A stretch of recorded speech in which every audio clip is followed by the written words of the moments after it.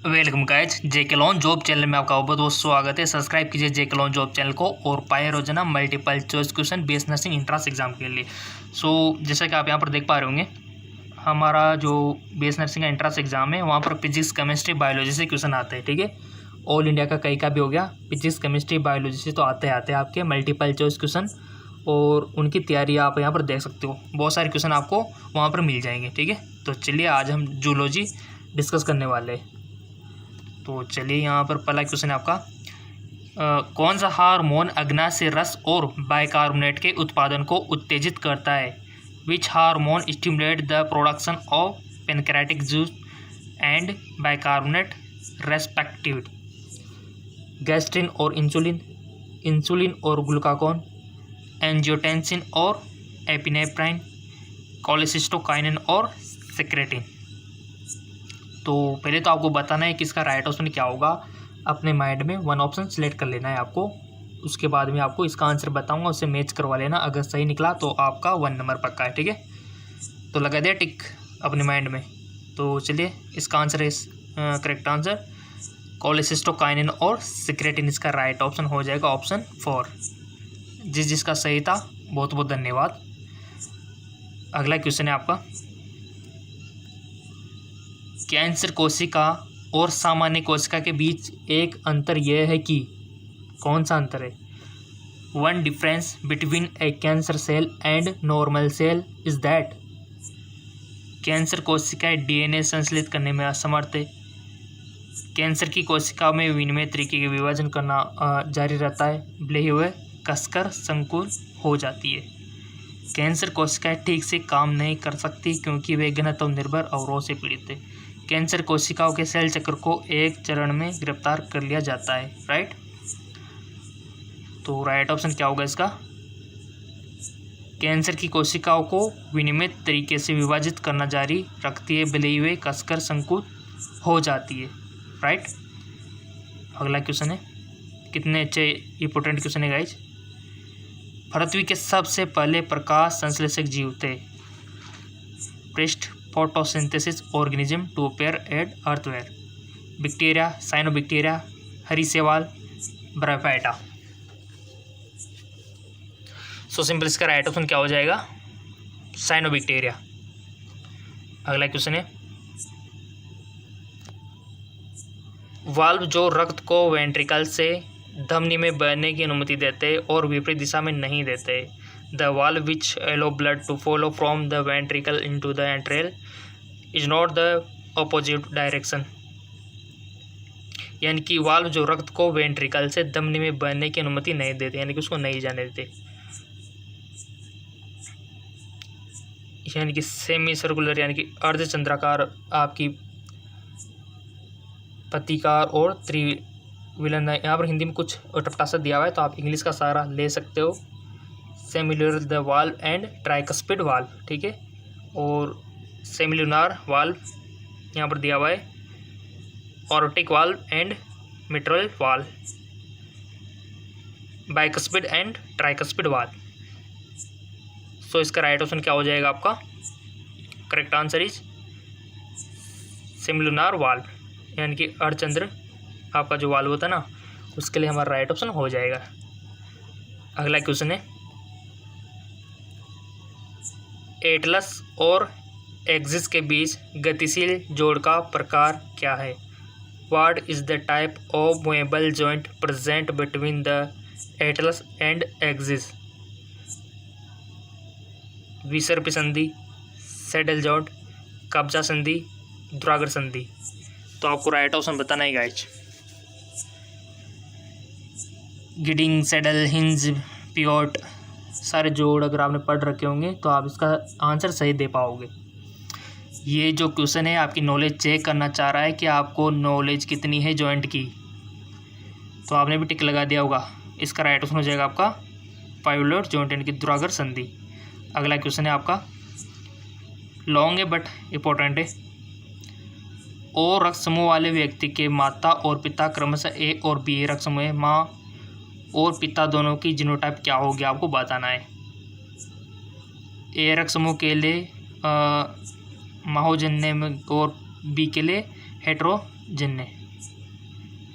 Mother is heterogeneous from A blood group and father is homozygous from B. Both mother and father are heterogeneous for A and B blood group. Both mother and father are homogeneous for A and B blood group. Right option is, so इसका right option हो जाएगा आपका क्रमशः ए और B रक्त समूह के लिए माँ और पिता दोनों हेट्रोजीनस जाइगस। ठीक है, चलते आगे एक और। अंडाशय के निकटतम फ्लोविन ट्यूब का कौन सा हिस्सा होता है? The part of fallopian tube close to the ovary. Isthmus, ampulla, infundibulum, cervix. अंडाशय के निकटतम फ्लोविन ट्यूब का कौन सा हिस्सा होता है? आपने पढ़ रखा होगा ना मादा जनन तंत्र, तो आप इजीली इसको दे कर पाओगे। ठीक है, ये तो सबका क्लियर ही होगा। और यहाँ पर आपका अंडाशय। ठीक है, तो कुछ नहीं, ये तो सबका बेसिक क्लियर है। निषेचन कहाँ होता है ये भी आपको थोड़ा सा पता होना चाहिए। ठीक है, तो कुछ नहीं होता गाइस, जिसमें बेसिकली ये आपकी फ्लोविन ट्यूब है, इसके पार्ट्स होते हैं, आपको पता हो तो इस्थमस, एम्पुला, है ना। और यहाँ से क्वेश्चन इस प्रकार ही बन सकता है कि फर्टिलाइजेशन कहाँ पर होता है, कौन से सेक्शन पे होता है? फ्लोविन ट्यूब में तो होता है, तो सबको पता है कि फ्लोविन ट्यूब में फर्टिलाइजेशन होता है आपका। ठीक है, एग और स्पर्म मिलते हैं वहाँ पे, बट वो जंक्शन पता होना चाहिए फ्लोविन ट्यूब में भी, तो वो होता है आपका इस्थमस एम्पुला जंक्शन। ठीक है, बहुत सी बार क्वेश्चन बन जाता है। फर्टिलाइजेशन यहीं पर होता है, बट इसका डेवलपमेंट यूट्रस में होता है। ठीक है, ये बेसिक डिफरेंस आपको पता होना चाहिए।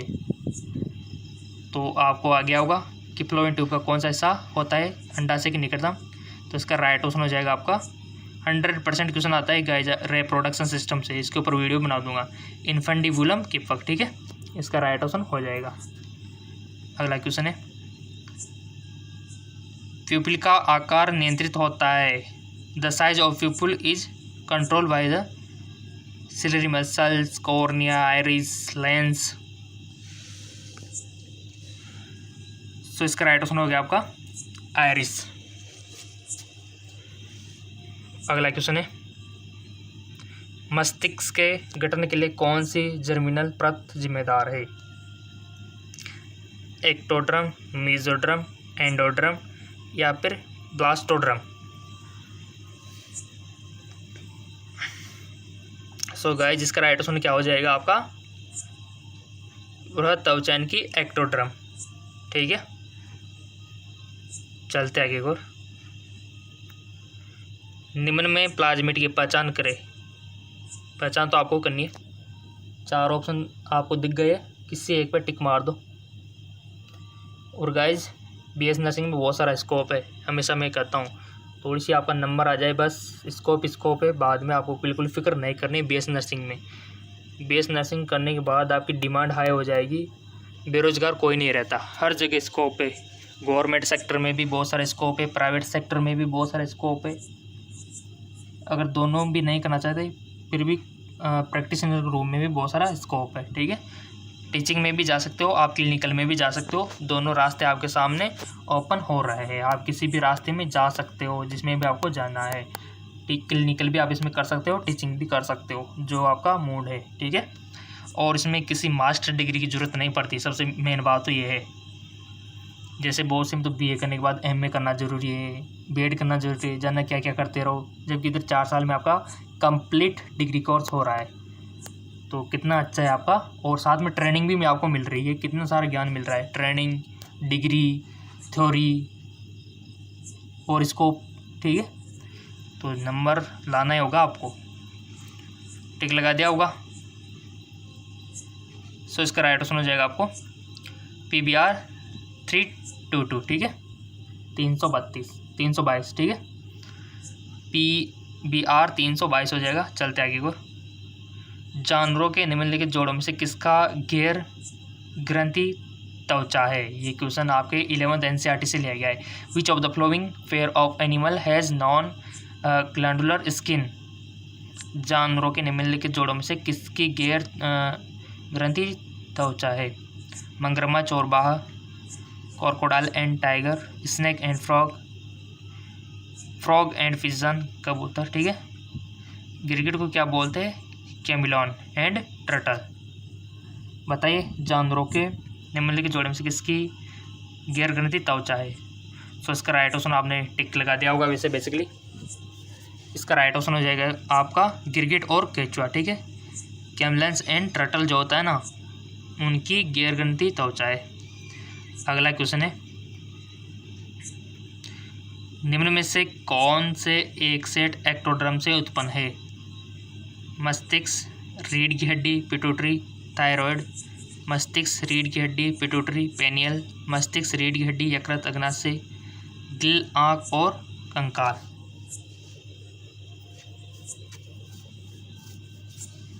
तो इसका राइट ऑप्शन हो जाएगा आपका मस्तिष्क, रीढ़ की हड्डी, पिट्यूटरी और पेनियल।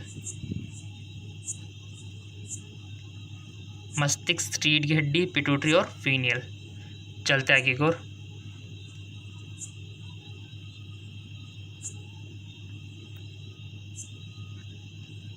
निम्न जानवरों में से कौन सा संग्रह एक टैक्सोनॉमिक समूह से संबंधित है? सिल्कवॉर्म, टेपरम, केचुआ, बल्ले, कबूतर, तितली, बंदर, चिंपांजी, मैन या फिर किटलफिश, जेलीफिश या फिर सिल्वरफिश।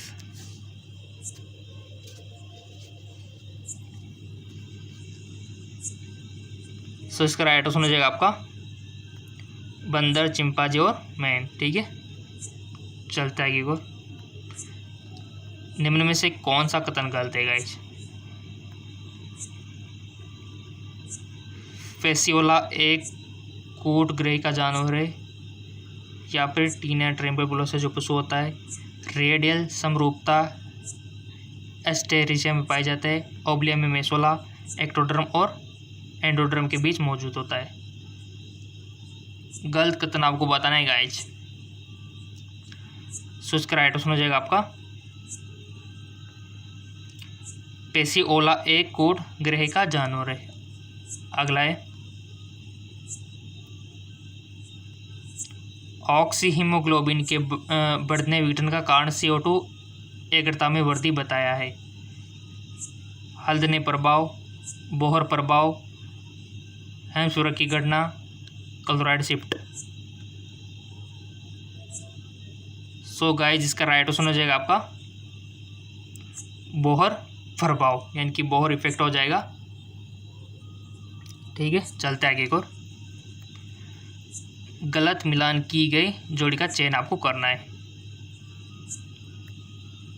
ये आप देख सकते हो IUCN international union for the conservation, इनकी फुल फॉर्म सामने दी हुई है। CITES की भी दी हुई है, WWF की भी दी हुई है, ठीक है, और यूनेस्को की भी दी हुई है। तो फुल फॉर्म आपको पता होगी तो आप इजीली कर दोगे। गलत मिलान की गई जोड़ी, यानी कि 3 तो यहाँ पर सही है गाइस, एक ही गलत है जो आपको बताना है, यानी कि फुल फॉर्म आना चाहिए गाइस, देख लो।